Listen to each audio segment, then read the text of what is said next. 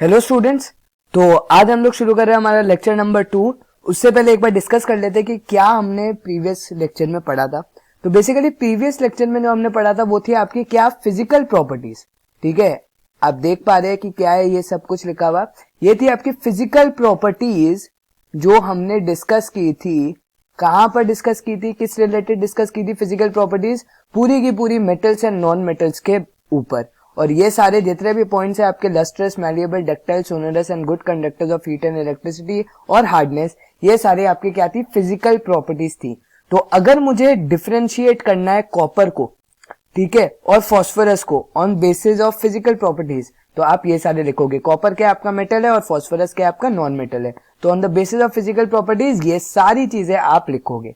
लेकिन आज से हम लोग शुरू कर रहे हैं chemical properties of metals and non metals. ये चैप्टर में इतना कुछ इंपॉर्टेंट है नहीं कि मतलब कुछ ज्यादा इंपॉर्टेंट नहीं है, आपको सिर्फ पता होगा हो जाएगा। ये चैप्टर बहुत ही ज्यादा सिंपल चैप्टर है। ठीक है, chemical properties of metals and non metals में क्या है? Reaction with oxygen. सबसे पहले क्या है आपका? Reaction with oxygen. मतलब जब metals and non metals oxygen के साथ रिएक्ट करते हैं तो क्या होता है। You are familiar with the phenomenon of rusting of iron.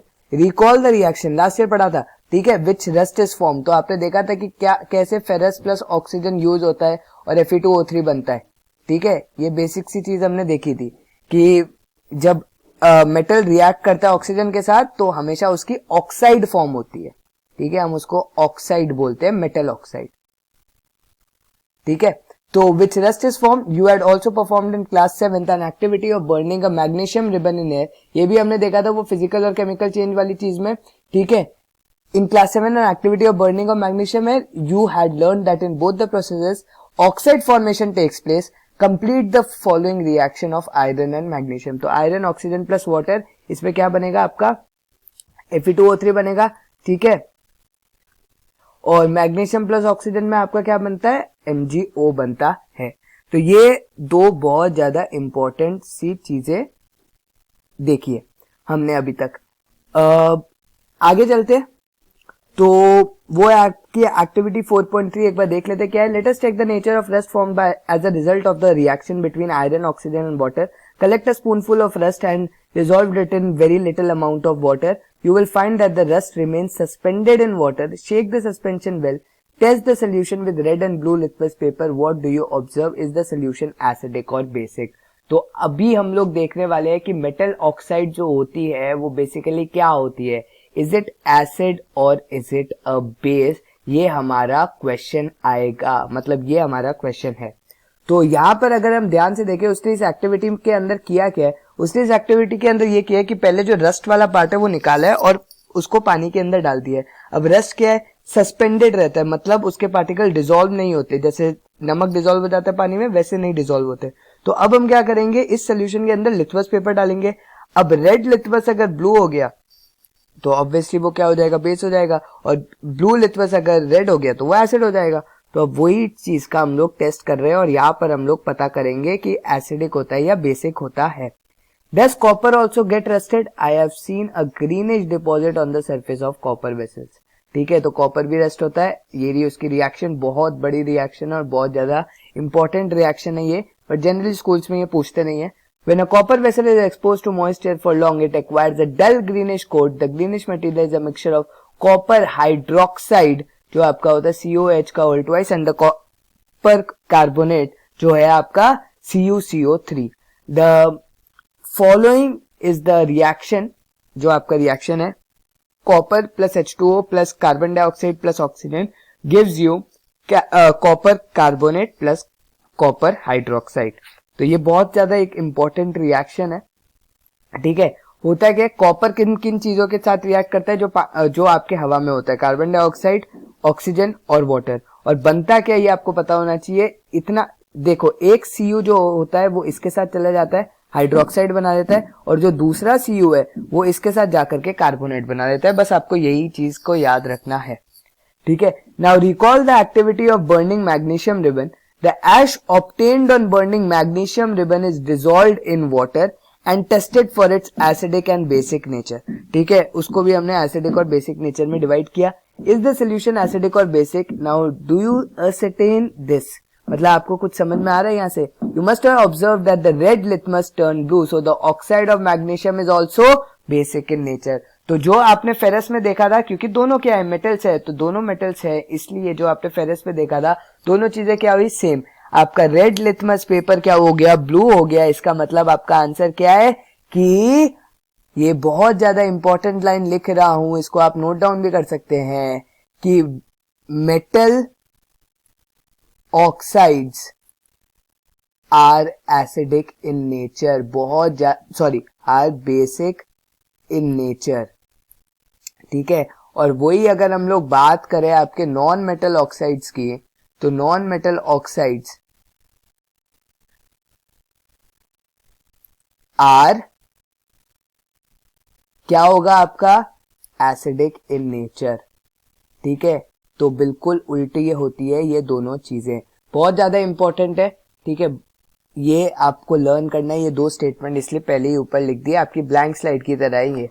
Late us now observe the reaction of non metals to be demonstrated by the teacher. Take a small amount of powdered sulphur in a deflagrating spoon and heat it. If deflagrating spoon is not available, if you may take a metallic cap of any bottle and wrap a metallic wire around it and give it the shape of that.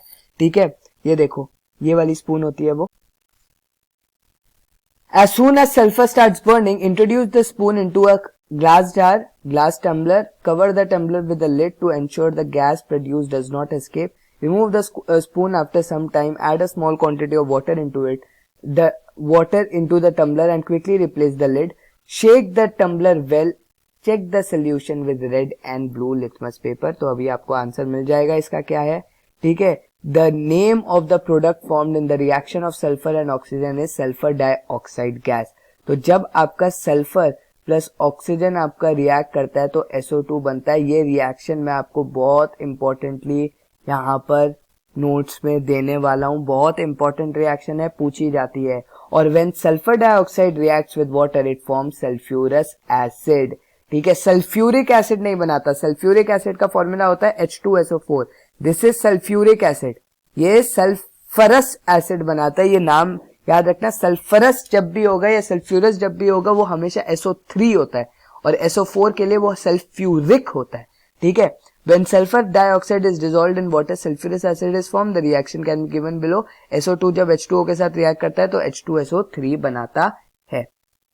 ठीक है, तो आगे बढ़ते हैं। The sulfurous acid turns blue litmus red. Obvious सी बात है, acid नाम में ही एसिड है। Generally oxides of non-metals are acidic in nature. Recall the name of some of the laboratory classes and bases you have read in class 7. Note down the names in table 4.4. Identify the metal or non-metal present in them which forms oxide with oxygen. ठीक है, ये आप कर सकते हो। Reaction with water. Let us see how metals and non-metals react with water. Sodium metal is very reactive. It reacts vigorously with oxygen and water. A lot of heat is generated in the reaction. It is therefore stored in kerosene. बहुत ज्यादा important चीज है कि उसको हम लोग पानी में भी नहीं रख पाते और हवा में भी नहीं छोड़ पाते। इतना ज्यादा रिएक्टिव है कि खुद से ही बर्न हो जाता है। ठीक है, तो अभी हम लोग जब कोल एंड पेट्रोलियम पढ़ेंगे तो कुछ पढ़ेंगे स्पॉन्टेनियस रिएक्शन के बारे में, तो ये एक स्पॉन्टेनियस रिएक्शन है। ठीक है, to be demonstrated by the teacher during demonstration special care should be taken that the size of the sodium metal piece is रफली the size of a wheat grain. It should be held with a pair of tongs. Take a 250 ml beaker glass tumbler, fill half of it with water. Now carefully cut a small piece of sodium metal, dry it using filter paper and wrap it in small piece of cotton. Put the sodium piece wrapped in cotton into the beaker. Observe carefully. During observation, keep away from the beaker. When reaction stops, touch the beaker. What do you feel? Has the beaker become hot? Test the solution with red and blue litmus paper. Is the solution acidic or basic? तो बहुत ही simple सी बात है, जैसे मैंने अभी कहा कि बहुत ज्यादा हीट निकलती है तो वो गर्म हो जाता है। You observe that sodium reacts vigorously with water. Some other metals do not do so. For example, iron reacts with water very slowly.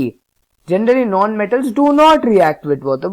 Water वे तो react भी नहीं करते, though they may be very reactive in air. Such non-metals are stored in water.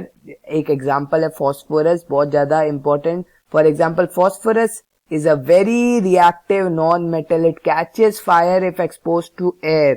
ठीक है, to prevent the contact of phosphorus with atmospheric oxygen, it is stored in water. क्योंकि आपके non metals water के साथ react नहीं करते तो इसलिए हमारा कहाँ रहता है, वाटर के अंदर स्टोर रहता है। ठीक है, तो एयर के साथ रिएक्शन नहीं तो वाटर के अंदर स्टोर। तो बेसिकली क्या हो गया, यहां पर अगर हम लोग इस चीज को समराइज करें तो मेटल्स, तो इधर मैं लिख देता हूं सम मेटल्स रिएक्ट विगरसली, ठीक है, बहुत ज्यादा तेज रिएक्ट करते हैं, फ्यू वेरी स्लोली, ठीक है, ये हम लोग विद वाटर की बात कर रहे हैं, ठीक है। एंड नॉन मेटल्स के बारे में बात करें, नॉन मेटल्स के बारे में बात करें तो non metals generally do not react, ठीक है, वो लोग तो रिएक्ट भी नहीं करते। लास्ट टॉपिक है आज का, वो है हम लोग एसिड के बारे में पढ़ेंगे और फिर रुक जाएंगे और फिर अगले लेक्चर में इस चैप्टर को करेंगे खत्म, ठीक है। तो रिएक्शन विद एसिड्स क्या है आपके, let us see how metals and non metals behave with acids. Warning, keep the mouth of the test tube away from your face. Use test tube holder to hold the test tube. Take samples of metals and non-metals in separate. यहाँ पर आप कुछ देखोगे, एक ये वाला experiment जब आप करते हो ना तो बहुत ज्यादा लैब में मजा आता है क्योंकि एक पटाखा बचता है, ठीक है। अब वही पटाखे के बारे में हम लोग पढ़ते हैं, ठीक है। Test tube and label this A, B, C, D and E with the help of a dropper. Add 5 ml of dilute HCl to each test tube carefully. If no reaction occurs in cold solution, warm the test tube gently. Bring a burning matchstick near the mouth of each test tube. Repeat the same activity using dilute sulfuric instead of dilute hydrochloric. Record your observation. ठीक है, तो ये बहुत ज्यादा important सी चीज है। यहाँ पर आप क्या करोगे, मेटल लोगे, उसके अंदर एसिड डालोगे और फिर एक मैच स्टिक लेके आ जाओगे उसके सामने और आप वो मैच स्टिक के लाने के बाद कुछ एक साउंड प्रोड्यूस होगी वो आप देखोगे, ठीक है। Is there a difference in the way metals and non metals react with acid? What could the pop sound in some cases? तो जब आप माचिस की तीली उसके पास लाते हो तो एक पॉप साउंड आता है।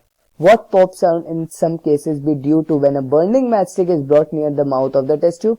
क्या किस वजह से ये पॉप साउंड होती है? तो you must have found that non-metals generally do not react with acid, but metals react with acid and produce hydrogen gas that burns with a pop sound. तो ठीक है, ये चीज बहुत ज्यादा इंपॉर्टेंट है कि अगर हाइड्रोजन गैस है, ठीक है, तो hydrogen gas Burns with pop sound. तो आपका ये क्वेश्चन बनता कैसे, आपका ये क्वेश्चन बनता है dash is reacted with acid and pop sound occurs, so fill in the blank. ये लिखा होगा dash is reacted with acid and pop sound occur. तो क्या चीज रिएक्ट होती है तो पॉप साउंड आता है? ऑब्वियसली मेटल रिएक्ट होता है तभी तो हाइड्रोजन गैस रिलीज होगी। तो metal reacts with acid which produces pop sound. तो ऐसे ऐसे क्वेश्चन यहाँ पर बनेंगे, आपको आइडेंटिफाई करना पड़ेगा, ठीक है। And producer hydrogen gas that Burns with a pop sound. You must have noticed that copper does not react with dilute hydrochloric acid even on heating, but it reacts with sulfuric acid. ये आज का आपका homework है जो मैं आपको दे रहा हूं कि ऐसा क्यों होता है कि कॉपर आपका जो आपका Cu है, ठीक है, यहाँ पे पूरा नाम लिख देता हूं, जो आपका कॉपर है इट रिएक्ट्स विद H2SO4 मतलब आपका sulphuric acid, but does not with HCl। HCl के साथ नहीं रिएक्ट करता, ये आपको ढूंढ के लाना है, ये आपका होमवर्क है, ठीक है। Does not react with dilute hydrochloric acid even on heating, ठीक है, लेकिन वो सल्फ्यूरिक के साथ रिएक्ट करता है। तो यहां तक आज हमने पढ़ा। आज हमने बेसिकली पढ़ी केमिकल प्रॉपर्टीज। केमिकल प्रॉपर्टीज के अंदर हमने पढ़ा reaction with oxygen, water and acid. Oxygen के साथ देखा तो दोनों रिएक्ट कर रहे हैं। उसमें हमने नेचर देखा कि एसिडिक बनता है नॉन मेटल्स के केस पे, बेसिक बनता है आपके किसके केस पे, मेटल्स के केस पे। फिर हमने वाटर के साथ देखा, मेटल्स ने मतलब वाटर के साथ तो कम ही रिएक्शंस होते हैं सबके, ठीक है। कुछ तो बहुत ही विगरस है मेटल्स के नाम पर, कुछ बहुत ही स्लो है मेटल्स के अंदर, लेकिन non metals generally do not react. लेकिन यही जब एसिड के बात करें तो एसिड में हमने देखा है कि आपके मेटल्स रिएक्ट करते हैं एसिड के साथ, नॉन मेटल्स नहीं करते। लेकिन जब मेटल्स रिएक्ट करते हैं तो एक गैस लिबरेट करते हैं जो कि है hydrogen gas, which gives us pop sound when brought a matchstick in front of it, ठीक है। वो टेस्ट ट्यूब के सामने अगर लाते हैं तो वो पॉप साउंड शो करता है। तो ये था आज का हमारा लेक्चर, बेसिकली मैंने समराइज कर दिया लास्ट में। और ये रहा आपका होमवर्क कि ऐसा क्यों होता है कि कॉपर रिएक्ट विद ये करता है। नेट पर सर्च कीजिए, बुक पे लिखिए, या सर ने अगर बताया, टीचर ने बताया वो बताइए, ठीक है। आंसर बताना मुझे अगली क्लास में। तो ये बहुत ज्यादा इंपॉर्टेंट चीज है और मैं इसको एक्सप्लेन करूंगा ये ऐसा क्यों होता है। So this is it from this video. I hope आपको चीजें समझ में आ गई होगी। कोई भी doubt please feel free to ask. ठीक है, तो यहाँ एंड करते हैं लेक्चर को. Thank you guys for watching. Thank you. Meet you in the next lecture where we will be completing this chapter. Thank you.